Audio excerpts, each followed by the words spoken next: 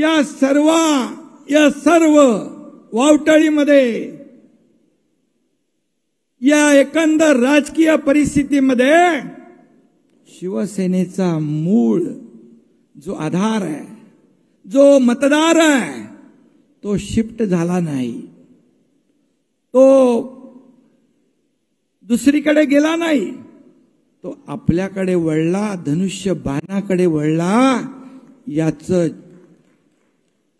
उदाहरण शिवसेनेच्या 19% मतदार होते. शिवसेनेचे बांधवांनो आणि भगिनींनो, शिवसेनेचे 19% मूळ मतदार, त्यापैकी 14.5% मतदार या आपल्या बाळासाहेबांच्या विचारांच्या शिवसेनेकडे आले आणि 4.5% मतं तिकडे राहिली. आता या निवडणुकीत त्यांनाही कळलंय. आणि मग इतर मतं कशी आली, कुठून आली, कसे उमेदवार जिंकले, हे तमाम महाराष्ट्राला माहित आहे. आणि म्हणून मी एवढंच सांगतो, ही तात्पुरती आलेली सूज आहे. सूज येते ना, सूज उतरते पण ना काही दिवसांनी.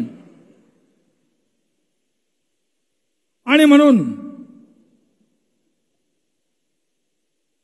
एकनाथ शिंदे संपणार, शिवसेना संपणार, असं काही जण बरळत होते. पण या राज्यातल्या मतदारांनी त्यांचे दात कुठे घातले? घशात. त्यांचे दात घातले घशात.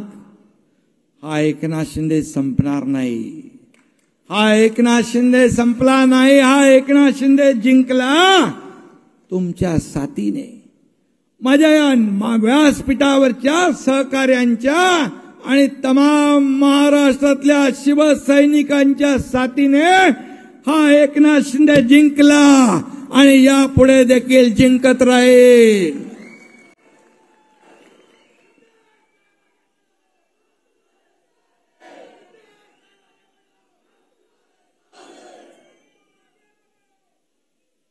अरे हा एकनाथ शिंदे बाळासाहेबांचा सच्चा कार्यकर्ता आहे, धर्मवीर आनंद दिघे साहेबांचा चेला आहे.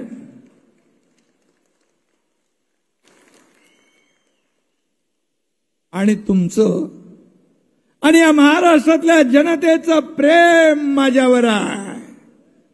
आणि जोपर्यंत हे प्रेम माझ्यासोबत आहे तोपर्यंत एकनाथ शिंदे घाबरणार नाही. एकनाथ शिंदे तर कधीच घाबरला नाही.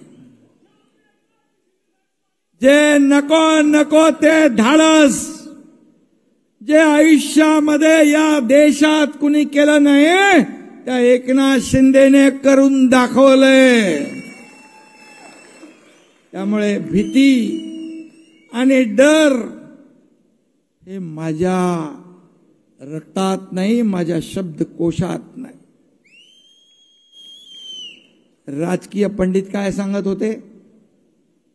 1-2 जागा येतील, ठाणे आजचं जाईल.